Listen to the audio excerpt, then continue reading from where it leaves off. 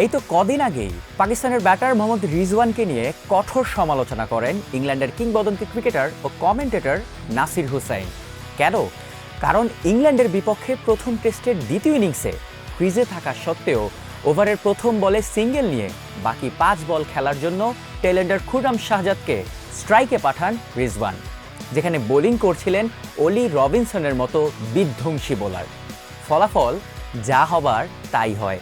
রবিনসনের বলেই আউট হয় খুররাম। 45 টেস্ট খেলার রিজওয়ানের এমন ব্যাটিং অ্যাপ্রোচের কারণেই ফুঁসে ওঠেন নাসির হুসাইন। অস্ট্রেলিয়ার বিপক্ষে দ্বিতীয় টেস্টে ঠিক একই কাজ করেন বাংলাদেশের সবচেয়ে অভিজ্ঞ ব্যাটার মুশফিকুর রহিম। ম্যাকাই টেস্টের দ্বিতীয় ইনিংসে মেহেদী হাসান মিরাজের আউটের পর বাংলাদেশের স্কোরবোর্ডে ছিল 6 উইকেট হারিয়ে 68 রান।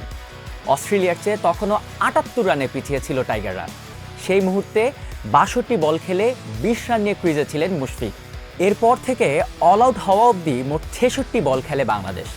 ভয়ঙ্কর ব্যাপার হচ্ছে এই 66 বলের মধ্যে মাত্র 18 বল খেলেন এই অভিজ্ঞ ব্যাটার। বাকি 48 বল খেলার জন্য টেলেন্ডারদের অজি বোলারদের মুখোমুখি করে দেন মুশফিক। হাসান মাহমুদের সঙ্গে 12 বলে 2 রানের পার্টনারশিপে 11 বল খেলে ওই 2 রান নেন হাসানি।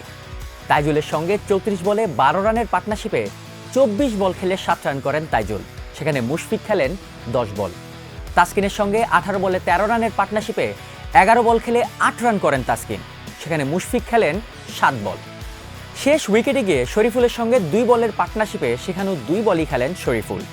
অস্ট্রেলিয়ার বিপক্ষে দলের ক্রান্তিকালে ওভারের 2-1 বল খেলেই কেন বারবার স্ট্রাইক রোটেট করলেন বাংলাদেশ দলের সবচেয়ে অভিজ্ঞ ব্যাটার মুশফিক, এইটাই রহস্য হয়ে থাকবে অনেক দিন।